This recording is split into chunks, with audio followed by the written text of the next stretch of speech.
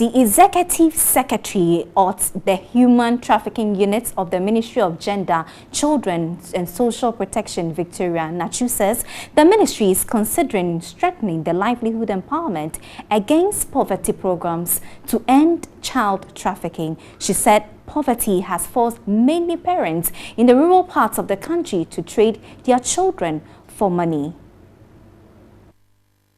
Poverty has been identified as a major cause of child trafficking globally.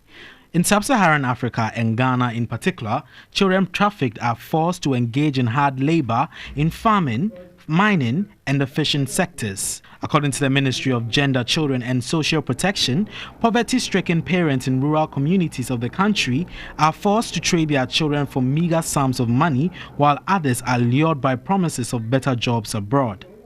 Statistics from the Criminal Investigations Department in the past 2 years indicate high prevalence rate of child trafficking in Ghana.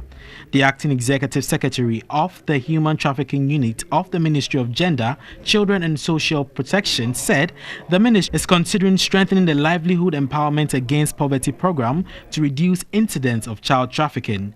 The board is working on guidelines to develop regulations for unaccompanied minors in the migration system.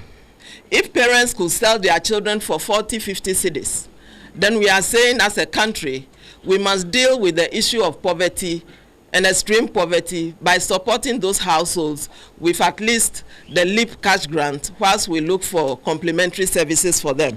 The president of the Ghana Journalists Association, Afel Money, was of the firm belief that the promulgation of the human trafficking law is a sure way to end the practice. Perpetration of human trafficking is, in my view, rooted in ignorance.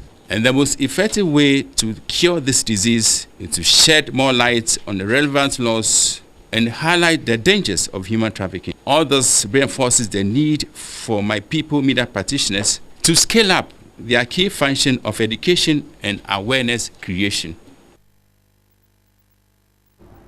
So do share your comments on the stories on our social media platform, Facebook, Twitter, and News on TV3. That's how we wrap up for Mission Tonight. Join us same time tomorrow. My name is Josephine Frempong. Good evening.